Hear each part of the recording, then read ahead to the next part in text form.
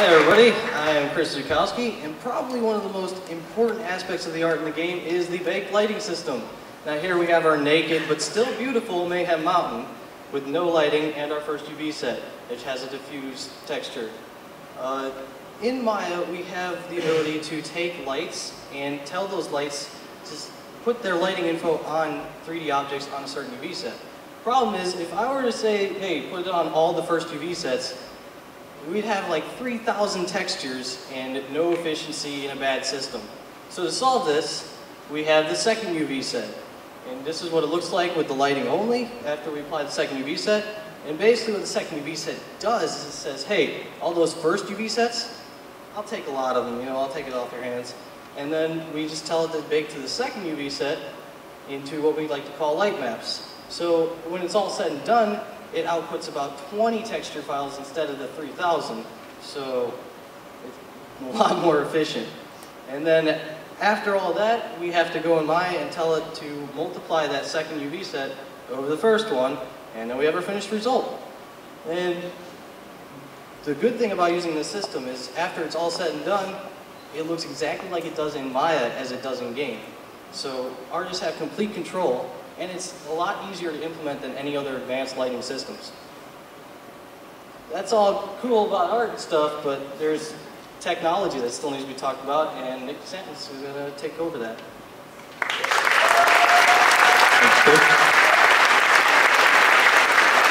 All right, so at its core, Fender Bender is a driving game, yes? The answer is yes. Great. And for a driving game, the driving physics have to be one of the most important parts of one of the most important systems of the game. If the driving system doesn't work, it's not fun, and if the game's not fun, people don't play it. We worked really hard and spent a lot of time on our driving system, and I think the part that shows that off the best is the emergency brake. The emergency brake allows us to drift around our level. You can drift in circles, you can drift off ledges, you can drift in a straight line if you want to. Point is, you can drift. And it also leaves some pretty cool tire streaks on the ground as you go, so it looks good. Now, to do this, it was actually pretty simple. I just keep track of two separate velocities, the previous frames and the current frame's velocity. I then average those together and scale them so that it goes in smooth and doesn't pop in and out of drifting. And finally, I add those cool tire streaks that you see on the ground there, and it makes the final product that you see right on the screen. Now, drifting was definitely one thing that went well, but to talk to you about some things that didn't go well is our team lead, Nolan. Sorry, Glenn. All right. Now, a few things that went wrong. All right, visual effects. Basically, nothing really went wrong with those. We just we spent a lot of time on that, and in the end, they did turn out really great, though. As you heard before, we lost our external producer about halfway through, and pretty standard bugs. As you can see the picture right there. We had a little bit of a mesh index error at one point. All our module launchers became other cars, and it was pretty messed up. And we wanted to do a little more with shadow mapping, but we ended up canceling the extra parts of that. But and now for what went right. Our team worked really well together. Every day getting together. Nobody disagreed on anything. We pretty much got along really well. We managed our time great, and the communication between the artists and programmers just went swimmingly. And our code integration that was really smooth thanks to the source control alien brain we used, and it was really great. But I'm boring, so let's play the game, Fender Bender.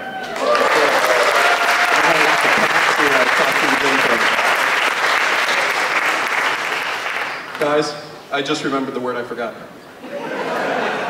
I'll use it later.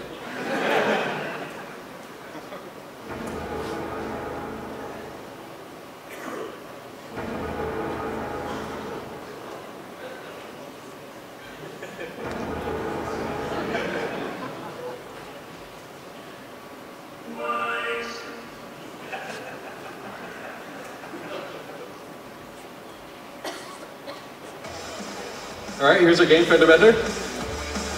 Let's go ahead and get into the options menu and let's check out our settings. Go ahead and mess with the music and sound effects, please. Let's crank that back down, it's a little loud. All right, and let's go. Now this is our match type menu. You can choose between 1 and 4 player. And you can also choose between your multiple modes, deathmatch, match and grab, keep away, and then you can set your score and time limit. So let's go ahead and play keep away mode, set the time down, and get into this game. Yo, the difference between you and me? Now these are our 6 characters. You get farther with a kind word. Monster Trained Bitch, and ready Agent to Rose. win. Hold up! Where now? Is it time for bingo? Last mobile round. Driving. Skills. All right, let's go ahead and pick Rose. I got my car from a jet. Hey, you talk. Trained and ready to win. All right, and this is our first level, Mayhem Mountain and Chaos Cavern.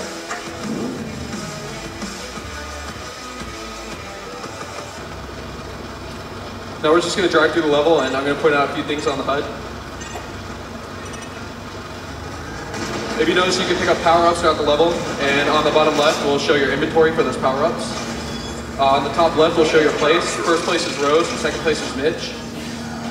And on the top right, you can see a mini-map, and the mini-map actually identifies who is holding the ball, and then the rest of the cars are displayed there.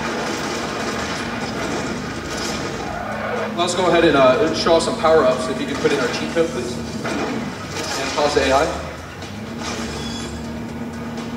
Now we're going to show you our rockets first. Our rocket missiles are homing missiles, so if you're really bad at aiming in this game, just fire as many of those babies as you can at another vehicle, and it will release massive, massive damage. And he just picked up a health pick up there. If you're feeling low, go ahead and get some duct tape and a wrench, and that's surely going to fix your car.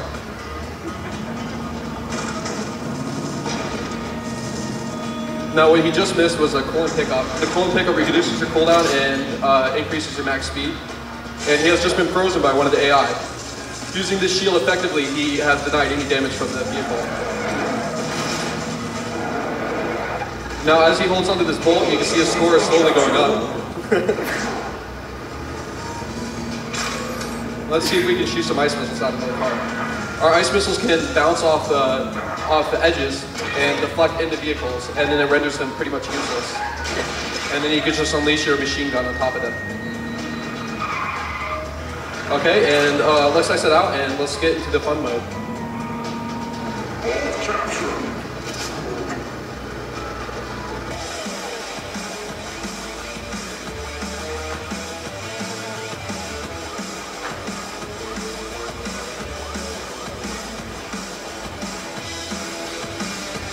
It's going to take us a second to set up the controller.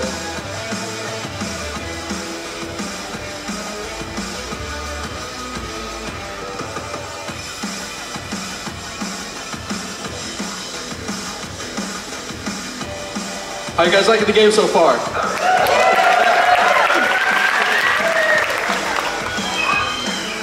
Feel free to laugh as much as possible when people die,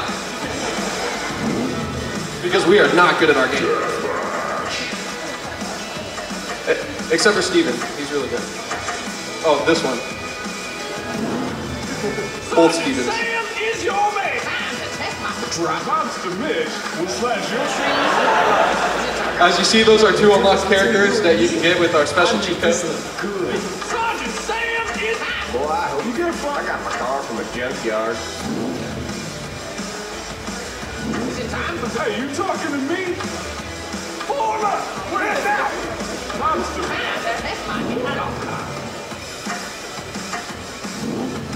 And this is our level of Chaos Caverns. Most people have not even seen this level because we just got it in.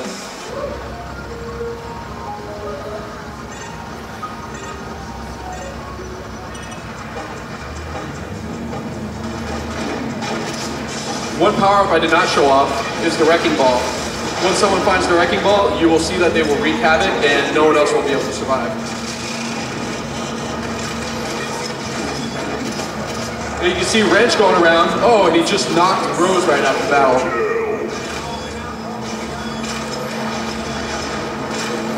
If you listen carefully, you can hear the music. Whoever's in first place will have their song played. We have a unique song for each player in our game.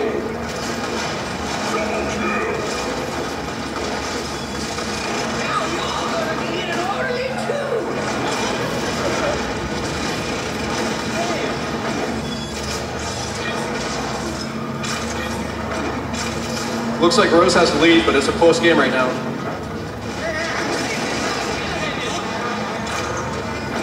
Gramps is not doing well. He better pick up speed. The coolest thing about our game is that we all have passive abilities. And Gramps is called the early bird special. This is because all old people wake up early, obviously.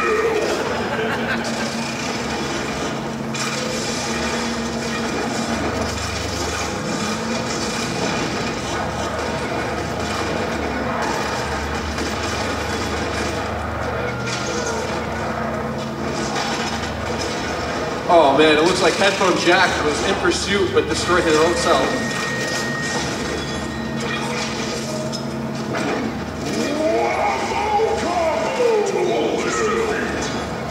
Oh man, that was humiliating for whoever just died. Now Wrench is on fire right now, but if he can manage to get a kill, he can actually gain health back. That is his passive ability. Oh, but he's unable to do so.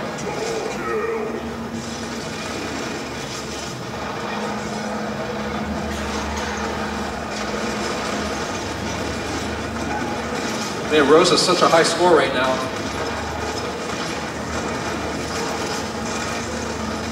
You see, the strategy for this game, if you don't want to die, is to just stay on the outside and drive in circles.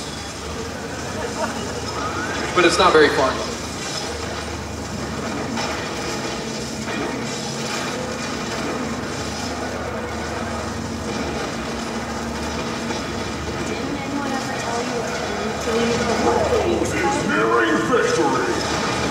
Oh, looks like 2 more kills and Rose can win this game. 2 minutes left, guys.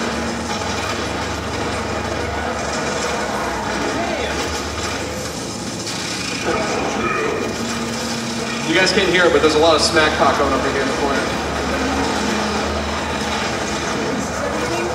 Oh, and congratulations to Rose.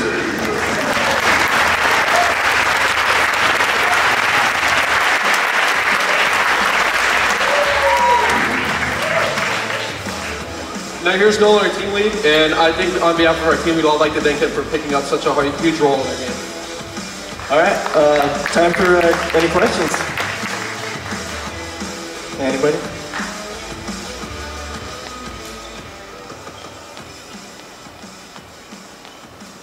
Yes, sir. Hey, I noticed you guys had a pretty quick loading time. I was just curious as to how you guys were handling your assets.